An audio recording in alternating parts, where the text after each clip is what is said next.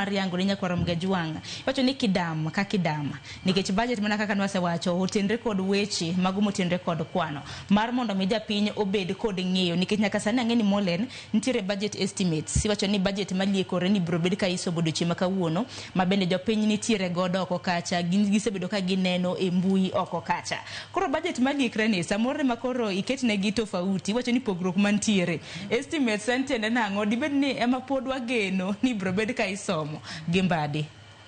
Erokamano Sharon, aparo ni chik mar loso budget mar Kenya oyiengore mise miluongo ni chik miluongo ni Public Finance Management machiwo okange ma ibro lu kod jatelo mar omenda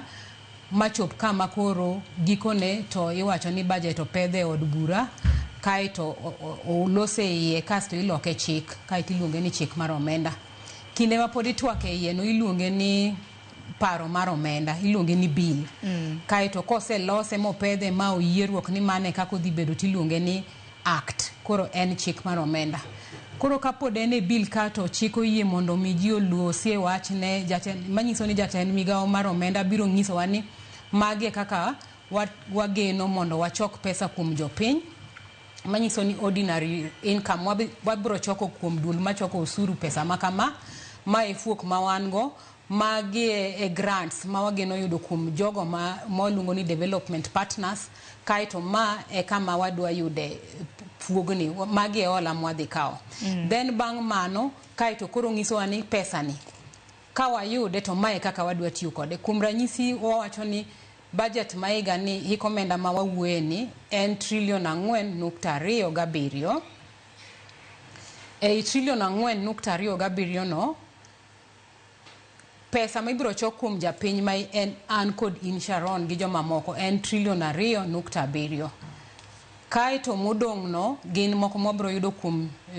jok ma iluongo ni development partners wa e yore mag grant kata support kaito fuok ma wan godo ma en deficit en $896 gi nukta moko kanyo. Aya, koro pesa ni ibiro ipoge kama national government mano sirikal maduong biro kao kuom pesa no $2.5 kaito national government kanyo wan kod gi executive kamutimo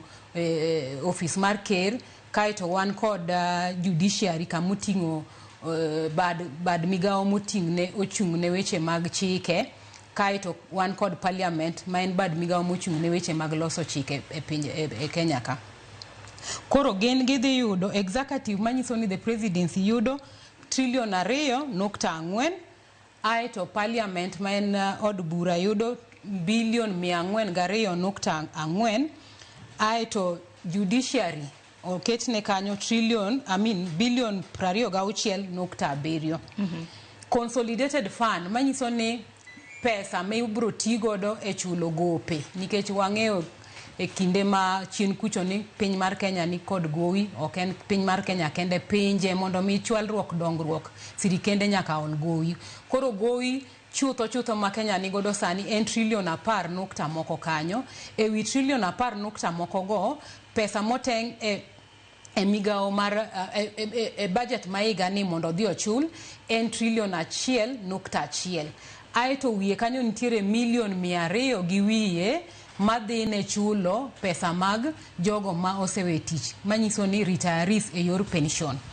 aito bang'e mogik e $4.7 no $405.9 oter ne sirikande mag gwenge miluongo ni county governments koro e yo malo ahinya manyiso ni koka kidhe matindo mano e kaka budget chalo